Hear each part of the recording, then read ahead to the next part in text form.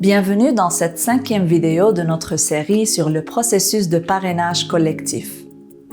Dans cette vidéo, je vous guiderai à travers toutes les étapes essentielles pour réussir votre engagement de parrainage et assurer l'établissement harmonieux des personnes réfugiées que vous parrainez.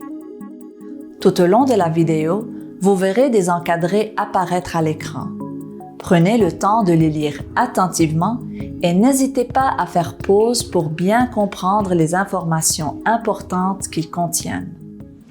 Commençons par explorer les préparations avant l'arrivée des personnes réfugiées parrainées. Tout d'abord, il est important de respecter le plan d'accueil et d'intégration comme nous l'avons vu précédemment. Prenez le temps de le relire. Il y a également 2 formulaires de rapport d'établissement à soumettre. Le premier doit être transmis au plus tard 3 mois après la date d'arrivée des personnes réfugiées au Québec. Le second doit être transmis au plus tard 3 mois après la fin de l'engagement. Familiarisez-vous avec les outils et ressources disponibles pour accompagner les personnes réfugiées après leur arrivée. Parmi eux, vous trouverez le site web du MIFI, le service d'accompagnement Québec, ainsi que le guide à l'intention des réfugiés parrainés du ministère.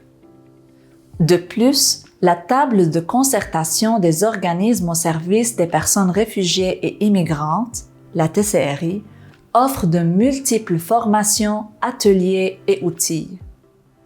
Enfin, le carnet de route développé par le CERDA est un guide essentiel qui contient des informations précieuses pour l'établissement des personnes réfugiées.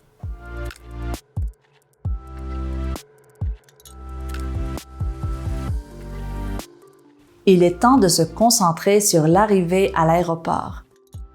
L'accueil à l'aéroport est souvent un moment très émouvant et stressant, ce qui rend une bonne organisation essentielle.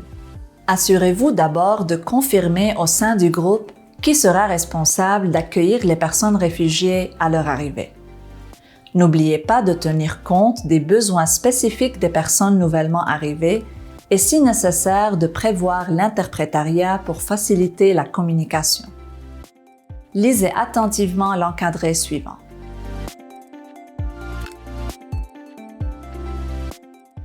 Soyez patients et prêts à les soutenir dès qu'elles auront terminé les contrôles d'immigration et de douane. S'il fait froid, apportez des vêtements chauds à leur taille pour qu'elles soient confortables à la sortie de l'aéroport. Une fois les formalités complétées à l'aéroport, d'autres éléments doivent être pris en compte dès la sortie, comme la vérification des documents reçus par les personnes parrainées, les premières démarches au Québec, la nourriture, la santé et les articles de première nécessité. Lisez attentivement l'encadré suivant.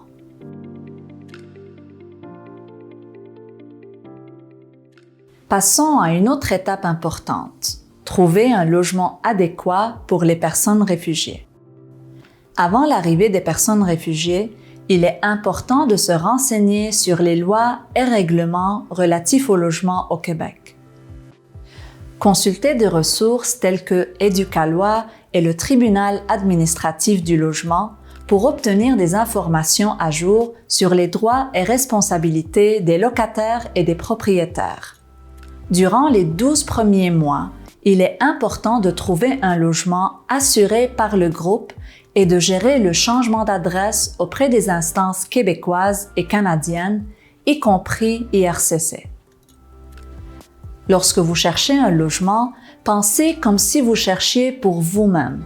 Cependant, gardez à l'esprit les besoins spécifiques des personnes réfugiées.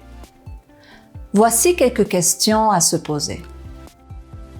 Le logement sera-t-il disponible à leur arrivée? Le coût du loyer est-il abordable à la fois maintenant et après la fin de l'engagement de parrainage? La taille du logement est-elle adéquate pour toute la famille? L'appartement est-il bien situé par rapport aux services essentiels comme les écoles, les commerces et les transports en commun? Ou par rapport à votre lieu de résidence ou celui des personnes garantes? Les personnes réfugiées se sentiront-elles en sécurité dans cet environnement? Le logement répond-il à leurs besoins spécifiques comme l'accessibilité pour les personnes à mobilité réduite? Le logement est-il sain et exempt de moisissures? Pensez aussi aux fournitures et coûts supplémentaires liés au logement. Les frais de raccordement aux services publics, électricité, chauffage, Internet, les articles ménagers de base, rideaux, ustensiles de cuisine, produits de nettoyage, le mobilier nécessaire, lit, matelas, table, chaises, les aliments de base dans le garde-manger et le réfrigérateur pour que les personnes réfugiées se sentent immédiatement à l'aise. Finalement, vérifiez que les personnes réfugiées savent utiliser les différentes composantes du logement, comme le thermostat et les électroménagers, et qu'elles soient informées sur l'entretien du logement. Passons maintenant à la section suivante. Aider les personnes réfugiées à prendre leurs repères dans leur nouvelle vie au Québec. Pour faciliter leur établissement, il est important de les aider dans plusieurs aspects tels que la familiarisation avec le quartier, l'utilisation des transports en commun, la création de liens sociaux, la compréhension des besoins individuels, l'inscription à Accompagnement Québec. Une autre démarche primordiale est de veiller à ce que les personnes réfugiées s'inscrivent rapidement aux services essentiels.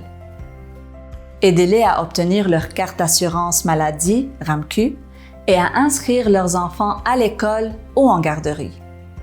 Il est également important de les accompagner dans la recherche d'un médecin de famille. Assurez-vous qu'ils obtiennent leur numéro d'assurance sociale dès leur premier jour au Québec. Aidez-les aussi à ouvrir un compte bancaire et à s'inscrire au programme d'allocation familiale comme l'allocation canadienne pour enfants.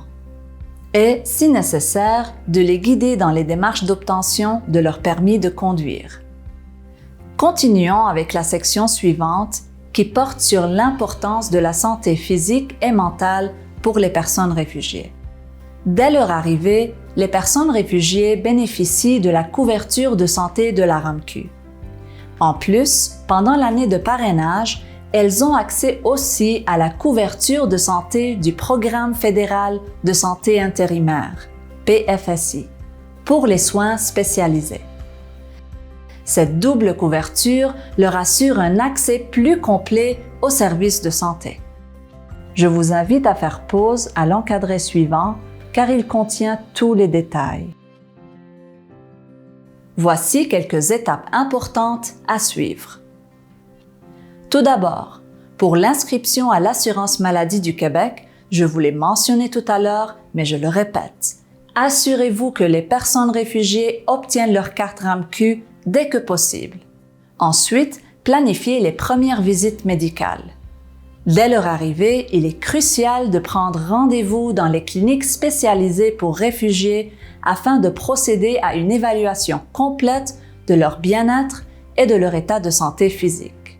Un premier bilan de santé doit être effectué dans les 30 jours suivant l'arrivée, suivi d'un second bilan dans les 90 jours. Pour trouver les points de service, consultez en ligne le CLSC de votre région offrant les services de la clinique des réfugiés. Enfin, n'oubliez pas d'inscrire les personnes réfugiées à un médecin de famille, incluant les enfants. Assurez-vous que leurs vaccinations sont à jour et qu'ils reçoivent les soins nécessaires. Prenez en compte ces autres éléments tels que les traumatismes et la santé mentale. Les personnes réfugiées peuvent avoir vécu des expériences traumatisantes qui nécessitent une prise en charge spécialisée. Informez-vous sur les ressources disponibles pour soutenir leur santé mentale. Il est important de rappeler que les personnes réfugiées victimes de violences conjugales peuvent conserver leur statut de résident permanent même en cas de séparation de leur partenaire. Les personnes garantes restent responsables financièrement de l'ensemble de la famille parrainée, même après une séparation.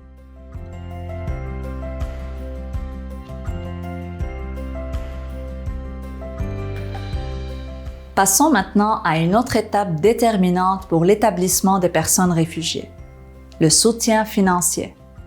Il faut prendre en compte qu'un soutien financier adéquat est crucial pour leur autonomie dans leur nouvelle vie au Québec. Les personnes garantes doivent assumer plusieurs responsabilités financières pour le logement, l'ameublement, les déplacements essentiels, la nourriture, l'habillement, etc., comme nous l'avons vu dans les vidéos précédentes. Il est recommandé de faire les paiements de manière traçable, par exemple via chèque ou virement bancaire. Les personnes garantes doivent également couvrir les soins de santé et les médicaments non couverts par l'assurance maladie RAMQ et PFSI. Cela inclut les soins d'urgence, les consultations médicales et les médicaments essentiels. Les coûts liés à la recherche d'emploi ou à l'occupation d'un emploi qui ne sont pas couverts par un programme gouvernemental doivent également être pris en charge par les personnes garantes. Cela inclut, par exemple, des dépenses comme l'achat de bottes de travail ou d'outils nécessaires.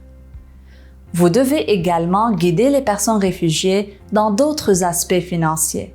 En ce qui concerne la gestion des finances, il est important de rappeler que les personnes réfugiées doivent ouvrir un compte bancaire dans une institution financière dès que possible. Lisez attentivement l'encadré suivant.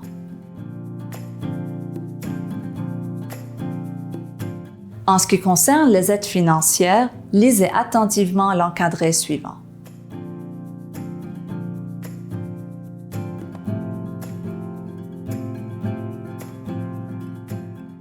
Un autre aspect important est l'apprentissage de la langue pour les personnes qui ne parlent pas le français.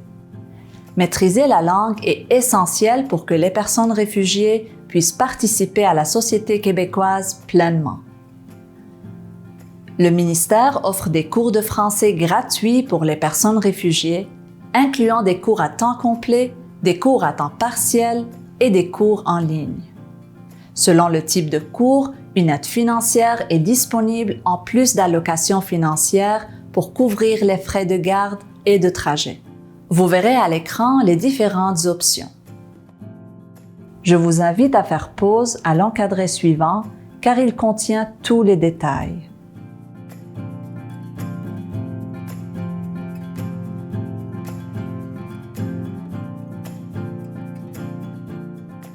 Tout au long de la période d'engagement, les personnes garantes doivent se préparer au 13e mois. Il s'agit d'une étape centrale pour assurer une transition en douceur à la fin de l'année de l'engagement. En discutant régulièrement des attentes et des préparatifs pour cette période, vous pouvez aider les personnes réfugiées à se sentir plus en sécurité et à mieux planifier leur avenir. Il est important d'évaluer les besoins des personnes réfugiées avant la fin de l'année d'engagement. Cela inclut les besoins financiers, l'accès aux aides sociales, la gestion des factures, le transport, la recherche d'emploi, la santé et l'éducation. À la fin de l'engagement formel, il est important de définir clairement les termes de la relation après l'engagement. Discuter avec les personnes réfugiées de la possibilité de prolonger l'engagement de manière informelle si nécessaire.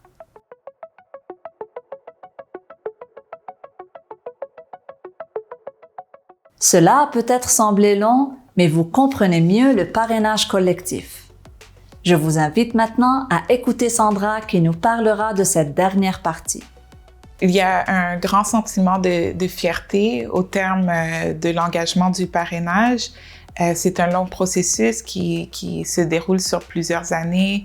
Donc, d'accompagner ces personnes avant l'arrivée et après l'arrivée, de les assister, de les soutenir dans leur développement au Québec, au Canada, dans leur nouvelle vie, qu'il y ait des discussions continues sur leurs objectifs pour faciliter cette transition au 13e mois. Au-delà des démarches administratives, le cœur du programme repose sur l'humanité. C'est aussi une manière, une chance d'exprimer sa solidarité envers les personnes réfugiées.